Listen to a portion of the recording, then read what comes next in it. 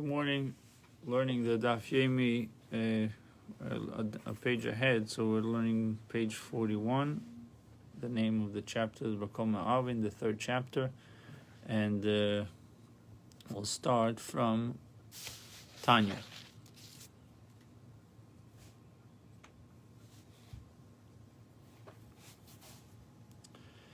Tanya Rabbi Yehuda Pamach Sinishvin Lefnei Rabbi Akiva. One time we were sitting before Rabbi Akiva. Tisha B'av Shechaz B'erev Shabbos Haya. It was Tisha B'av that fell on Friday afternoon. It was Tisha B'av which had fallen on Friday. And they brought to Rabbi Akiva a lightly roasted egg, and he swallowed it without salt. Not because he was hungry for it, but he wanted to demonstrate to his student the law. Rabbi Menashe said one should fast and complete his fast until nightfall, even when Tisha B'av occurs on Friday.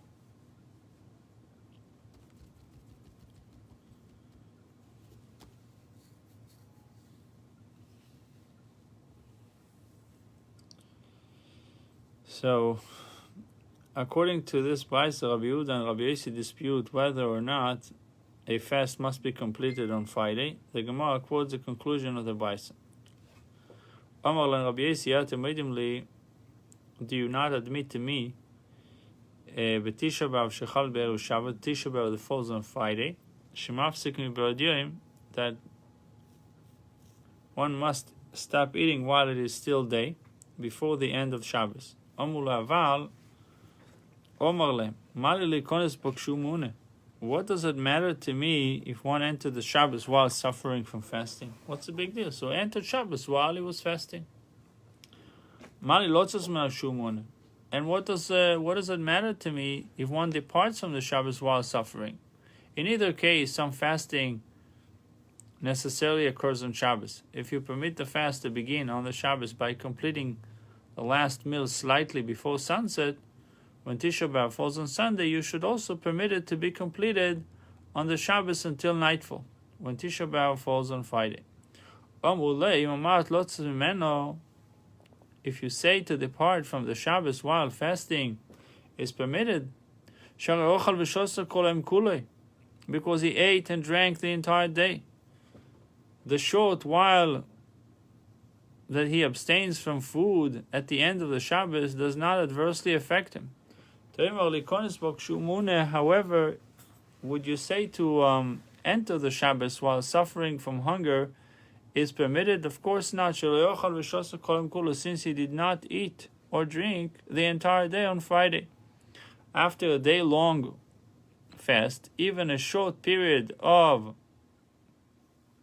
abstention aggravates one's hunger and detracts from the spirit of Shabbos, takes away from the spirit of Shabbos. Ula said the halacha is like the opinion of Rabbi Yossi, who maintained that a fast must be continued until nightfall, even on Friday. I don't remember fasting on Friday. Like to serve tables. I don't remember. It happened the 10th day of... When did it happen? It happened a lot. I remember breaking the fast. I don't remember breaking the fast by Kiddush. I did it. We did it. You've done it. You have done it. Breaking the fast Kiddush? You've done on Friday night? You've done it. It's fallen out on Friday a few times in my time since I became... I remember doing it. I don't know if I did it when I was here. The 10th of Tavis can fall out on Friday. They say that fast is so severe that if it would fall out on Shabbos, we'd have to fast on Shabbos. I don't remember. You can look it up. Do we act according to the opinion of Rabbi Yossi or Mini? But it is contradicted by the following Mishnah. And Goizim Tain Salat Sibu, Beis Din should not decree a fast on the community. Days on Chanukah and Purim, if they commenced a series of fast days which ran into Rosh Chodesh, Chanukah or Purim, ein mafsikim, we do not interrupt their series, but fast even on these days. Div Rabban Gamliel, Omar Rabbi Meir, Afal Pisha, Omar Rabban Gamliel, even though Ben Gamliel said, Ein mafsikim, we do not interrupt the series of fast days, we concede that we do not complete the fast on Rosh Chodesh, Chanukah, and Purim. And likewise, when Tisha B'Av falls on Friday, the fast is not completed. Mishnah rules that even public fast day may not be completed on Friday. The Gemara adduces support from a Brisa which elaborates on the Mishnah. Tanya, after the passing of Rabbi Gamliel, Rabbi Yeshua entered the study hall to invalidate Rabbi Gamliel's opinion and rule that a fast should be completed even on Friday. Rabbi Yochanan stood up and said, I see that it is appropriate that the body should follow the head. We should follow the opinion of Rabbi Gamliel and the previous generation who were greater than us. All the days of Rabbi Gamliel we established the halacha according to his opinion. Now you're attempting to invalidate his ruling. Yeshua in Shem Lecha Yeshua, we will not listen to you. Halacha was already established as Rabbi Gamliel, and no one stood up to contradict it, to challenge it. No one objected to it, and therefore it should stay that way. But in the generation of Gamliel, they followed Rabbi Gamliel. In the generation of Rabbi Yossi, they did the practices of Rabbi Yossi. They continued the fast to Shabbos. I was a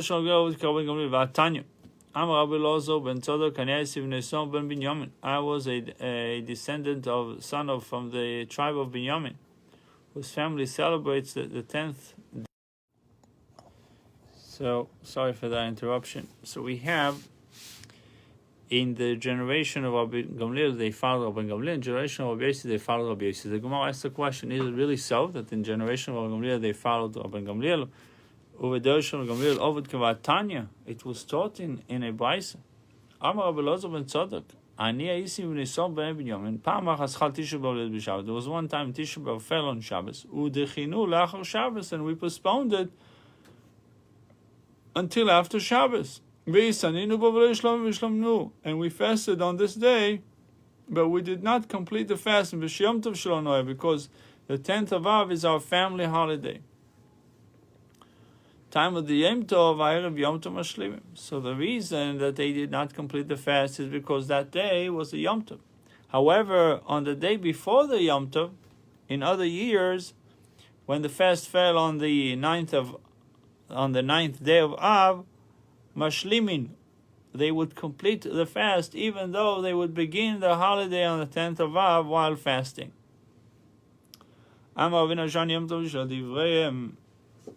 A rabbinically ordained holiday such as the 10th of Av is different from the Shabbos.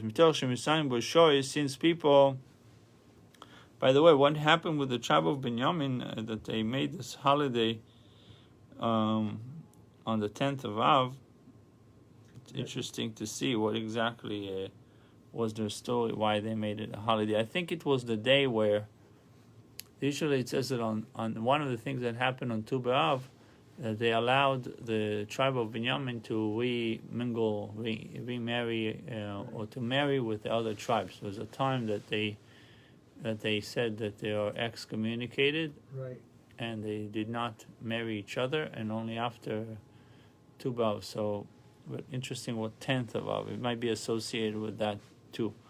In any case, it was their Yom Tov.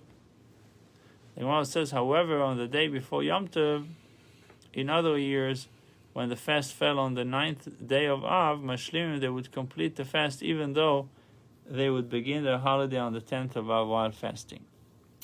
So they would, Mashlimim, they would they'll pay back, so to speak. If they didn't complete the fast, they would fast another time. Rabbinically ordained holiday is different. Since people may fast on it for limited hours of the day, Mashlim v'avios, they may also complete a fast on the eve of the holiday, even though this involves fasting at the onset of the holiday until nightfall.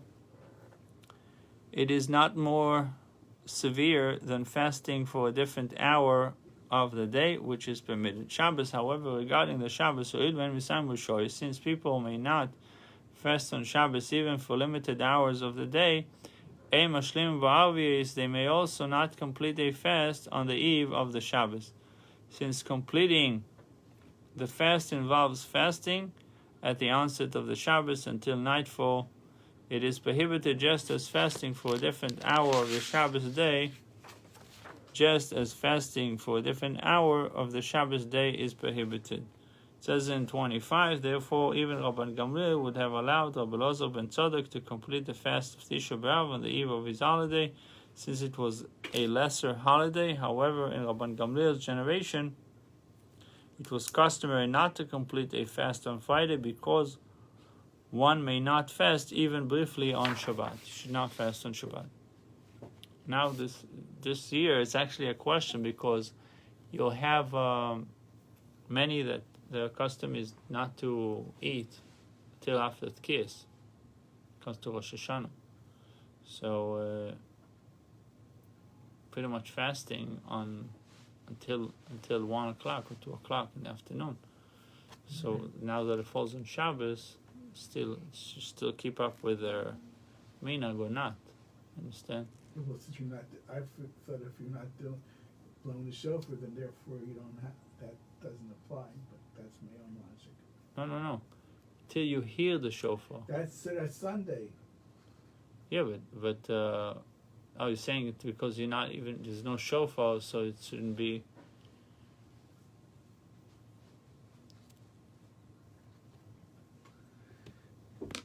Anyway, I have a guy coming in 9:15 to blow the shofar because you have an early minyan. Oh, wonderful. So. But he's going to do 30 koilos or 9? Probably 30. Okay. But he's going to do it in between the two buildings. I hope the liberals won't call the police on him. No. Wakes up the neighbors. The majority of people there are Jewish and from. Amar Yosef lo shimei li Hashemaita. I had not heard the statement that Ula established the halacha according to Rabbi Yosef's opinion. Amar le Abaye said to me, At omatni alan, you told it to us. Ve'aha omatni alan, and regarding this Mishnah, you told it to us. Ein goizim tain salatzir Rosh Chodashim, Beis Din should not decree a fast day on the community on Rosh Chodesh days. And we commented on that Mishnah. This is the opinion of Rabbi Meir, who says the name of Rabbi Gamliel. Rabbi Meir's statement in the Mishnah that Rabbi Gamliel agrees that a public fast is not completed on Rosh Chodesh, Chanukah, Purim, and Friday, is not universally accepted as halacha. It is only the opinion of Rabbi Meir and Rabbi Gamliel. Aval the sages say that one fasts and completes the fast. My lava kulu, is it not that the sages disputed Rabbi Meir's entire statement, and they rule that even on Friday a fast day may be completed? If so, our statement would confirm that the halacha follows Rabbi Yosef's ruling, since the halacha usually accords with the majority opinion. The Gemara asserts that Rav's statement does not prove that the halacha follows Rabbi Yosef. The Gemara says, Loi, the sages did not disagree with Rabbi Meir's entire statement. At Chanukah Purim, they dispute Rabbi Meir only regarding Chanukah and Purim. The sages allowed public fast days to be completed only on minor festivals such as Chanukah and Purim. However, since the prohibition against fasting on the Shabbos is much more severe, they concede that a fast day may not be completed on Friday. The Gemara says, this fact is more likely explanation of Rav's statement.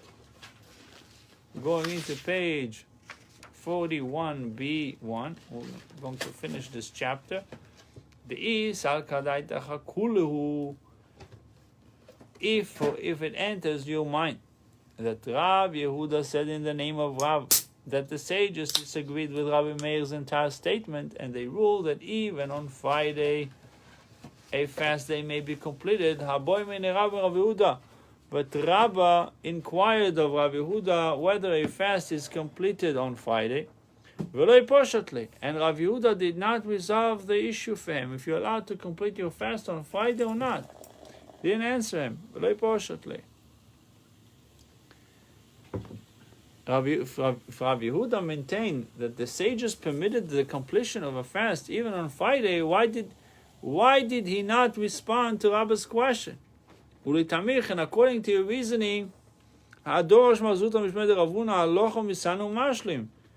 Zutra expounded the name of Ravuna, and he said the halacha is that on Friday one may fast and complete the fast. Rabba inquired of Ravuna whether a fast may be completed on Friday. Ravuna did not resolve the issue for him. Here too, you should question why he was reluctant to answer Rabba. This incident in which Ravuna was unaware of the law occurred before he heard Rav's statement. He didn't respond. And this ruling of Ravuna permitting the completion of the fast on Friday occurred after he heard Rav's statement. Achanami, here too, Rav Yehuda, conflicting statements can be explained in a similar fashion. This incident which Rav Yehuda was unaware of the law occurred before he heard Rav's statement. The statement of Rav Yehuda in the name of Rav permitting the completion of a fast on Friday occurred after he heard Rav's statement. So far we see a lot of them are permitting to complete a fast on Friday. So really you're entering Shabbos in a state of fasting, according to this. Therefore, Rav could have taught that the sages permit the completion of a fast on Friday. The Gemara concludes the discussion. Dorash Mar Zutra Mishmed Rav Huna. Mar Zutra expounded in the name of Rav Huna. Alocha misanin umashlimim. The halacha is that on Friday we may fast and complete the fast. It says in number 3, according to Tosfos, the Gemara here rules that completing the fast is optional. One may complete the fast but need not do so. However, Beis Yosef Erachaim 249 cites Rekeach and Ravio. Rekeach and Ravio, who maintain that the Gemara requires that the fast be completed. Ritva contends that most straightforward interpretation of the Gemara supports this latter view, and the halacha is such that you need to complete the fast. We start in chapter 4, and the name of the chapter is Misha Hoitzi'u, and we're going to discuss Techum for the entire day. Daled Amis, an enclosed area, is the equivalent of 4 Amis, the Techum of objects. This week it's going to fall out on Friday. What would fall out on Friday? 10th of Tavis. Okay. And you'll see that the fast will be either on Thursday or on will fall on Friday.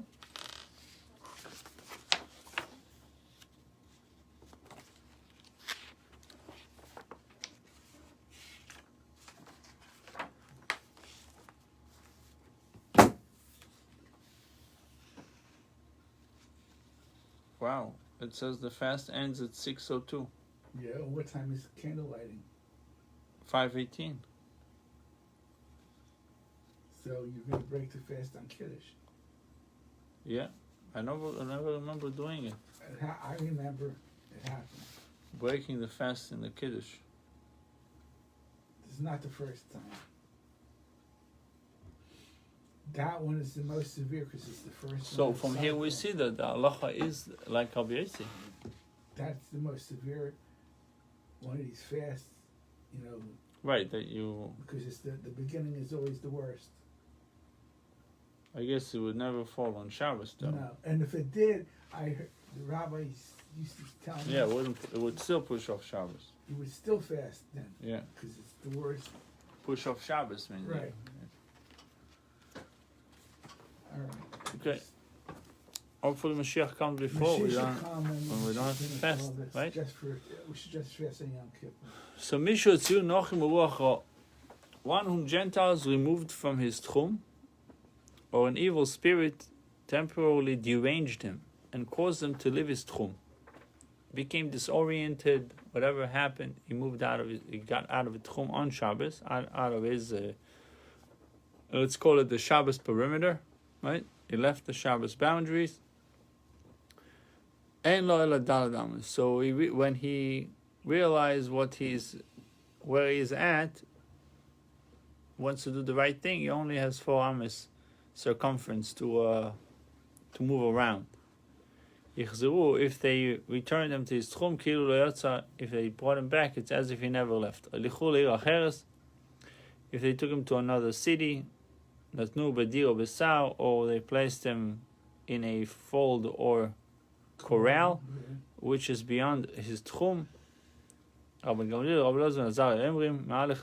he may move the entire enclosure in which he was placed, although he is now beyond his tchum, and the law therefore restricts his movement to 4 amas. The entire enclosed area is treated as the equivalent of 4 amas. Rabbi Menashe Amitay, Ma'aser shebo miplan darsin. It once happened that the 4 Tanaim who came from Plandarsin, a name of a place. So it's a modern day, the Roman port in southern Italy. So they came from this port, and the ship moved out to sea, to a point 2,000 amas from the port. And Rabbi Menashe, they moved about the entire ship, consistent with the view that one who is forcibly removed from his tchum boundary on the Shabbos and placed within a walled area may travel throughout that enclosure. Now, since the ship had sides, they were within an enclosure. Rabbi Shua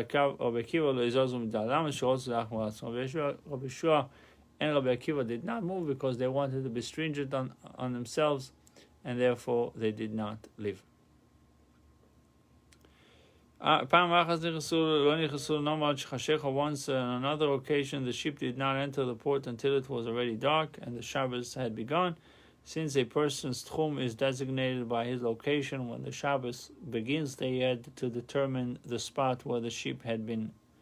When night fell on, may we disembark and we get off the ship. Were we within the 2,000 amas of the port during the twilight period? I was already observing the shore, and we were within the tchum of the port before it became dark. The port is therefore within the area in which we may walk. So he told them, "Mutarim atem, you are permitted to walk. He permitted to disembark, to get off the boat." Why? Because they're already inside the tchum when it was dark. Tanu Rabbon Dvorim Avir Mesodom. 3 things cause a person to violate al daito, his own will, Valdas Keino, and the will of his creator. Elim Avdei Kechov Ruachov Diktu Kanius. Idolaters who pressure Jews to transgress the Torah. Spirits which cause someone to become mentally deranged, and the exactions of poverty. I never heard this word. It's stressing you out because you don't have exactly. money. I understand what it is. So you have to count pennies, and I know when you were like that, it makes you mishuga. What is the point of this teaching? So that we know to pray for mercy concerning these. Gimel and Roim Pnei Gehenna. These 3 types of people do not see even the facade, or the face, the facade of Gehenna, because the pain and misery they suffer in this world atones for their sins. 3 people would not see Gehenna. Those who suffer the exactions of poverty, intestinal disorders, and the pursuit of creditors. And some say that you are off Gehenna if you have a bad wife. But the Gemara explains that why the first Tana does not count a bad wife among the suffering that save a person from Gehenna. The other opinion in the Bible hold that it is proper to divorce a bad wife. This type of suffering can therefore be avoided. Why then does the second Tana count it? And the other view, which counts a bad wife, answer that it is not always possible to divorce her. Sometimes the amount of money which he will have to pay her by the terms of her kesuba is too great for her husband to afford. So he sticks around because he's money issues. Yeah. Because of money, he stays married. It's too expensive for him to get divorced, so they figure out cheaper to keep her. Yeah. So that's the meaning ksubasa meruba. The ksuba is too much money. He made too much of a commitment when he. Yeah, some people add on to the ksuba. Right. So this guy added on, and now he's stuck with it. Yeah. With her. Don't be such a wise guy. I heard that one of the basketball players, so they made a prenup. So in the prenup, he made, if you married me, if you're staying married for 5 years, that would be your. If after 5 years you get divorced, you get this much. If you get divorced after 8 years, you're getting more and more. The more she stays, the more. Yeah, Trump did the same thing with one of the one before this one. Yeah, I'm sure with this one, he also made some kind of an arrangement. Yeah, but the first, it was very famous what he did, because he divorced her the day before it was going to kick in. Anyhow, so Inami Isle Bonimino because of the children, so he stays married because of the kids. And he's unable to divorce her. In these cases, since divorce is not an alternative, the man's suffering is unavoidable and therefore atones for his sins. That could happen a lot. So he takes the beating, right? What is the point of this teaching in the Kabbalah Ma'avo to teach that to accept tribulations with love for heaven, for one who suffers does not do so in vain? His suffering atones for his sins and spares him from pain, the pain of Gehenna. Three types of suffering may die suddenly, even while they are conversing. These are those suffering from stomach disorders, postnatal complications, and hydrokin. What's hydrokin? So it says in 19, a type of disease of the mouth which affects the stomach and causes a person a complexion to become discolored. Its modern definition is unclear. Elsewhere, Rashi explained that this is an intestinal disease, or described hydrokin as a sickness whose prominent symptom is a swelling of the stomach. I would think it would be like a liver disease, but that's just me.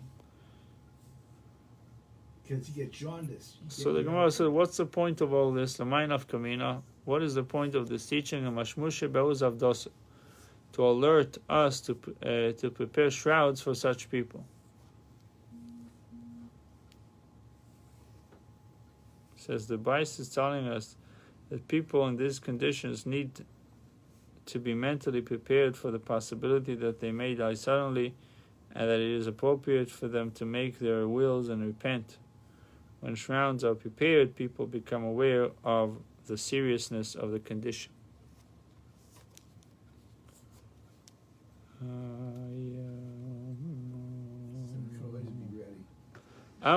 Shmuel, if he left his tchum willingly, he has no more than 4 amas at his new location in which to move about. since he is now beyond his tchum.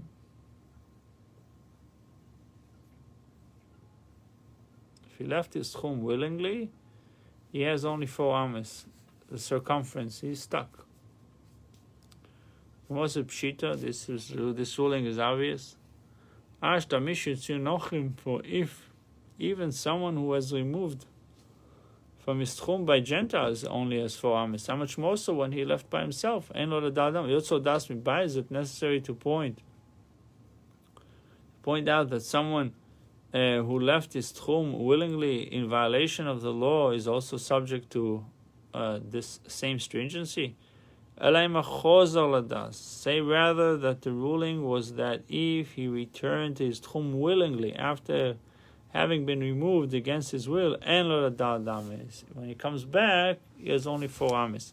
The Mishnah said that he acts as if he never went out, he never left before. But according to this Brisa, the Gemara says,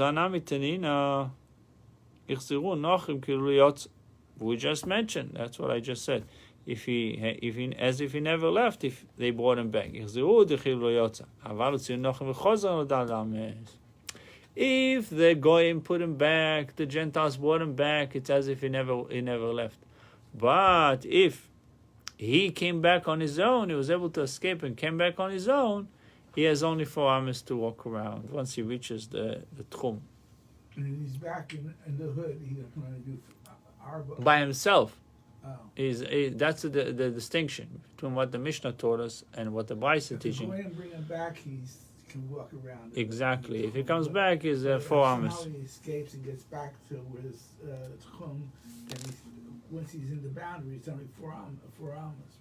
That's kind of tough. All right. Let's go. Rather said, Rabbi Nachman's ruling was he left his tchum willingly. Oh, this is a different one. And Gentiles returned them there. Maybe you should say that, not like the Mishnah, that he has only 4 amas, even if the goyim brought him back. This too is superfluous, since the Mishnah states the Gentiles removed them and returned them to his original tchum. Kilu lo yotza is as if he had never left, and he regains the tchum. This implies that if they removed them and he returned them against his will, that he is treated as if he never left the tchum. But not if he left willingly. These two can be deduced from our Mishnah. When what then is Rav Nachman's teaching? The Gemara answers that while Rav Nachman's statement from Shmuel might be deduced from an accurate interpretation of our Mishnah, the Mishnah also lends itself to an alternative interpretation. Rav Nachman's intention was to warn against his erroneous interpretation by clearly stating the law.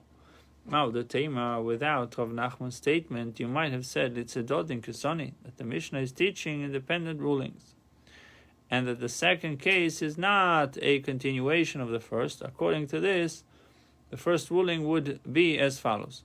One whom Gentiles removed from his tchum, who returned to it willingly, and amis, has no more than 4 amis in which to move about, because he returned in violation of the law. The Mishnah now states another ruling. But if he left the tchum willingly, and Gentiles returned him as if he did not, as if he never left. Kamashman, Rav Nachman therefore made it clear to us that someone who leaves his tchum willingly does not regain the use of his original tchum, even if he is forcibly returned to it. That's what it comes. So it's not superfluous. It comes to teach us simply somebody left willingly, even though the goyim, the Gentiles, brought him back unwillingly. He's not regaining back his tchum. He can only walk 4 amas.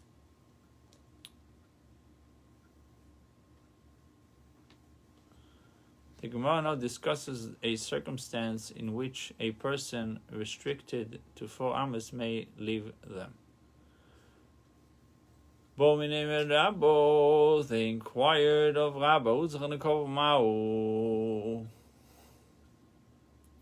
the person removed from his tchum needed to relieve himself, what is the law?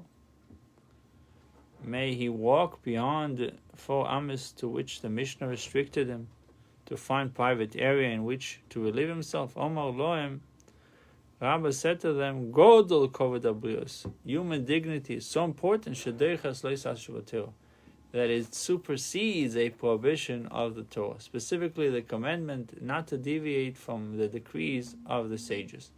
Since the tchum prohibitions are rabbinic, the person is permitted to leave the 4 amas area to reach a private area. Omer Nardo, the sages of Nardo said, if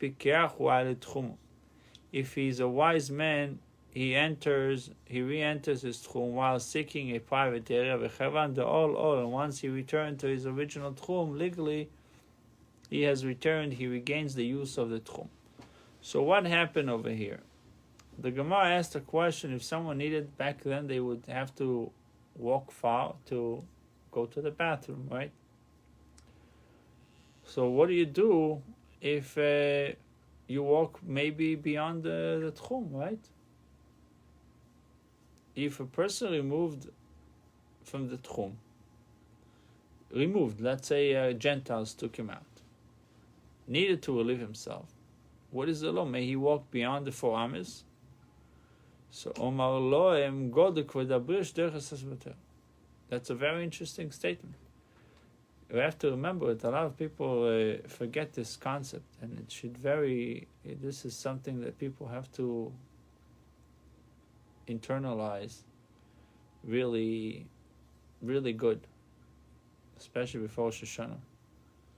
Godol kovod habrios, human dignity is so important, shedeiches lo yisas shuvotero, that supersedes a prohibition of the Torah. Get it? Yeah.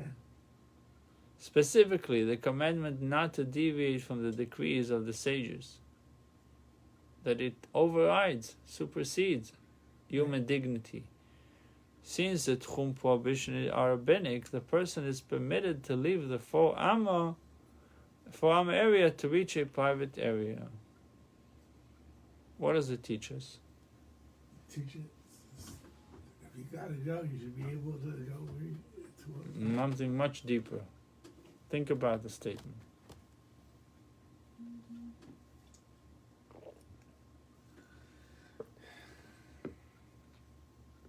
Okay, you have everybody that's not so Human dignity you can't. You shouldn't like. is so important that supersede prohibition of the Torah. You know, you can't be crazy with halacha. For example, you see somebody does a violation of Torah or violation of a rabbinical decree, right? Right. And if you were to say something, you will. If you say something to him, especially in front of people, you will humiliate him. Right. Torah tells you, Godol kovod habrios. Rabbi said to them, human dignity is so important that it supersedes the prohibition of the Torah. Right. You have to be worried about his dignity more than you're worried about the lo taseh in the Torah. So Rabbi said. I got a little story about that happened on Simchas Torah in my old shul. So we were doing Chakafis, and one of the old timers started to sing Hatikva, and the rabbi got upset, and he did something. He took anyway, and it was embarrassing. So the next day, maybe it was on Shem. Anyway, so the next day he publicly asked for Mechila, that he was sorry, that he should not have done that. That was, What did he do? They were saying, Hatikva, Chabad doesn't like Hatikva. So he got upset at it. But, Chabad likes the tikva. They don't like the when they saying the tikva to be a free people in our country. So we know that free means chofshim and mitzvahs, free from mitzvahs. Well, anyway, because the original idea of the Tzionim is that the Zionist movement was that if you live in Eretz Yisrael, you're pato. You don't have to. Right? Yeah, I heard this. I know. I'm just saying that the situation arose that right. he did something that was embarrassing to this person. Yeah, but over here it says that consideration of human dignity do not supersedes other Torah prohibitions, the Gemara states that if a person suddenly discovers that the garment he's wearing is shatnez, he should be taking it off, not walk with it, even though people will see his belly or whatever it is. Yeah. He should take it. So in this way, human dignity did not supersede. I heard when somebody's taught. I mean, we would never do this in our. I guess there's chilul Hashem and things like that. Like somebody talking during Shemona Esrei, that's supposedly you could embarrass the person to stop them from doing that, but we would never do this. I mean, I saw that, I learned this, but I know we don't do this. Amar na'adoi im pikeahu, if a person is wide out of tchum, if he enters this tchum while seeking a private area, once he enters the tchum, we said once you're already there, you can walk. He's looking because he's forced to go. He needs to go to the bathroom, so he's forced to go.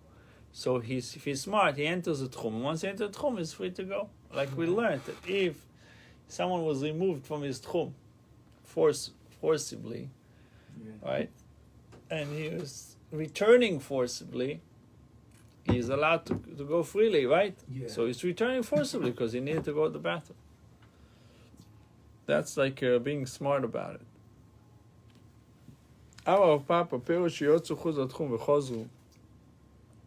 If fruits were taken out of the tchum area to which they are legally restricted and were then returned, afilu b'mezid, even if they were taken, fruits were taken from the tchum, even deliberately. Lo yifsidus mekom, they have not lost their original tchum area. They may again be carried throughout their original tchum area. My time. What is the reason why are fruits treated differently from a person who deliberately leaves his tchum area and then returns, who is restricted to his farmers? The Gemara says, Anu simninu, because the fruits themselves were forced from and returned to the tchum. Since they are powerless to move on their own, the status is like that of the person who was removed and then returned against his will to his tchum area, where he gains its use. So how did the fruit? Okay, I mean, I know the scenario has a little bit. I need to work on the scenario. Okay, how did the fruit get out of the tchum? I don't understand. Somebody took them out. Okay, so there's then you can go and get them and bring them back. And then somebody brought them back. Somebody else brought them back. Can I eat those foods now or not? And here it says mutter. Why mutter? Because they were forced to return. Yeah, they didn't do it on their own. Right. It wasn't willingly the fruit walked. Yeah, the fruits don't walk. Okay. So Amar Rav Esi Rav Yosef Bar Shmuel Rav Papa Rav Nechem Rav Eliezer ben Yaakov lo elo masur. Rav Eliezer ben Yaakov and Rabbi Nehemiah both say that it's prohibited. You should not eat those foods.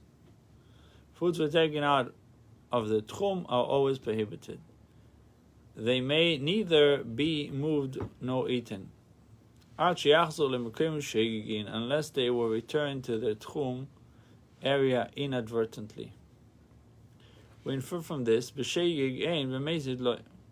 when the fruits were returned inadvertently, yes, they may be used throughout their original area.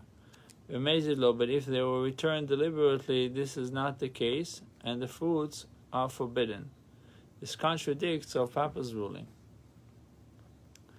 Tanoi, this is a dispute among Tanaim. The Tanya, it was taught in a Baisa, if fruits were taken out beyond their tchum boundary, if they were taken out inadvertently, they may be eaten. But if they were taken out deliberately, they may not be eaten, because the Shabbos was desecrated by bringing them there.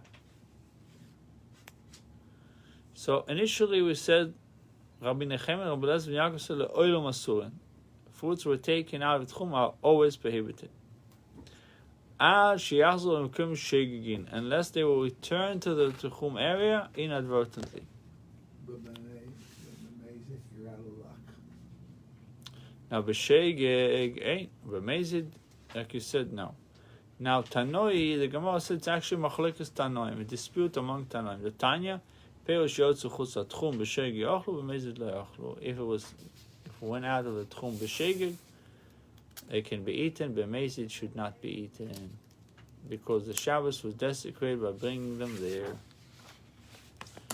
Okay, we'll stop here. All right, so we'll figure out what time we want. Figure out what time we'll learn tomorrow. So I figure 4:30 or 5 or something. Whatever, you tell me what's good. Well, the best thing if you come, because I have to learn it twice. Maybe I could